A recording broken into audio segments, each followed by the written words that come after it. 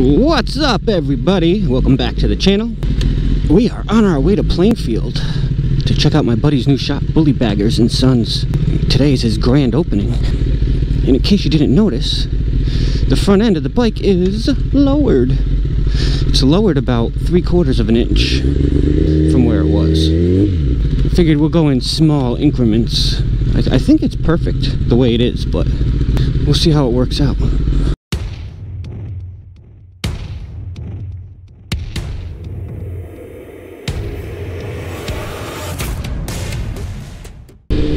It's a little chilly today here in New England. Probably about 65 degrees at the most. So I didn't get my clip-ons. I haven't even ordered them yet. I'm so undecided.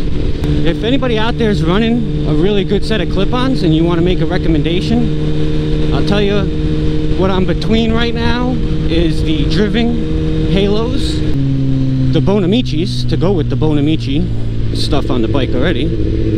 Oh, he's right here. I thought it was down quite a bit further, but we're gonna have to see if there's any parking around this joint. Rage on that beat, going crazy.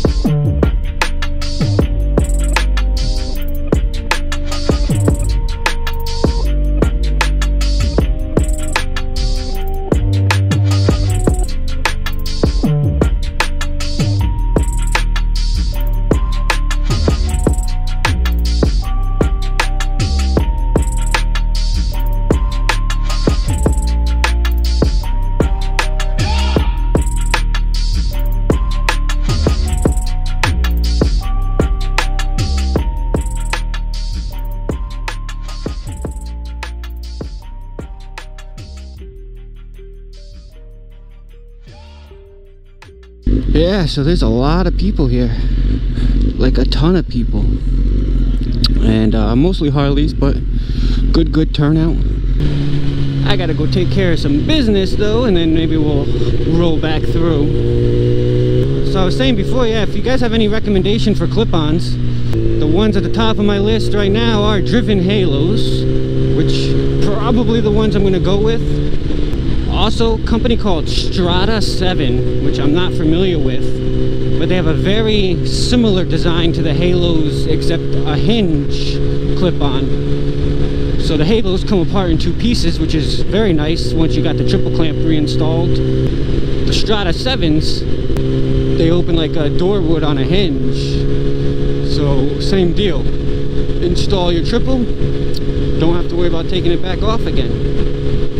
The Bonamichi bars are pretty plain and a little pricey, considering I can get a set of the Halos for like $170, and I want to say the Bonamichis are closer to 200, and they don't look like they have the lines to tell you, you know, when everything's lined up, which the Halos do have. I'm pretty sure at this point I'm going with the Halos. but just not even really worried about it this year since we're so close to the end of the season. So So I just figured lower the bike anyway, get it where I want it, and we'll worry about the clip-ons later. Plus it was pretty easy to do. I just did the one side at a time trick. Had my ruler handy so I can measure both sides as I was doing it, make sure that they were equal. Basically started on the left side here, undoing the bottom triple, undoing the clip-on, and then very slowly undoing the top triple. And as soon as I started to feel the bar move, I knew I was right there. I let it slide just a little bit, tightened that top triple back up right away. Moved on to the passenger side, did the same exact thing. Went back to the driver's side, evened it out with the right side. Measured them up, made sure they were super close. And tightened everything down to spec. I think it's 17 foot-pounds for the lower triple clamps. Maybe 16 foot-pounds for the top. I think I pretty much just did everything at 17 foot-pounds of torque. Just keep it easy. It is the very next day, and I just met up with my dad here on his FZ-07, and we're gonna do another trip around Connecticut because it's absolutely beautiful. And he happened to have the day off today, and so did I. I think we're headed to Old Saybrook, and at some point we're gonna swap bikes, and I'm gonna let my dad check out the Gen 5 CX-10R. See what he thinks about the power of this beast. And just to mention, the turnout yesterday at Bully Baggerz and Sons was amazing. Tons of local support. I wish Frankie all the best. Hope the shop does well for him. I've always wanted to do something in the motorcycle industry myself. I just can't see doing it here in Connecticut, unfortunately.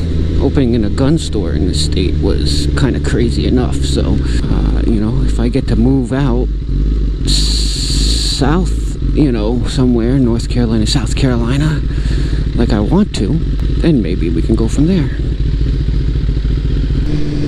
So we're in Lyme right now, and I just wanted to comment on how absolutely beautiful it is. The weather, 75 degrees, absolutely gorgeous. I mean, you can definitely tell that fall is moving in super quick. These roads are freshly paved, absolutely beautiful, smooth. This has been a great ride so far. And we're entering Hamburg, Connecticut. Not Cheeseburg, Hamburg. That little sign said, "Slow down, this is not a racetrack." Just to tell you how often apparently vehicles come flying through here. And these roads have been paved like this since we got into Lyme. Just absolutely gorgeous. Old Lyme now. This will definitely be one of the roads that I mark down on my route guides, because this is awesome. Pilgrim Landing. This must be where the Pilgrims landed. Oh, look at all the sailboats. Wow. Must be having some kind of sailboat day.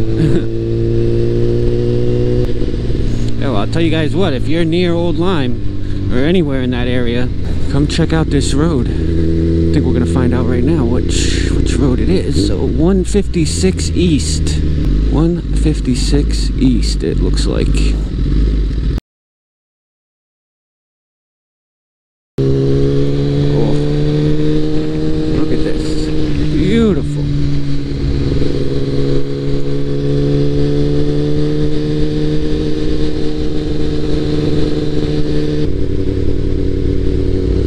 Oh, look at that.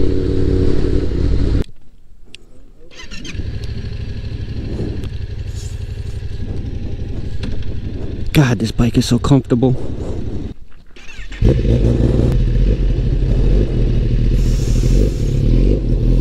This thing's like riding a dirt bike, oh my god. my god, it's so weird riding this. He must feel so weird on that. I mean, this thing is just sitting straight up. First impressions, FZ-07. Well, actually, this would be my second impression because I did ride this once before last year.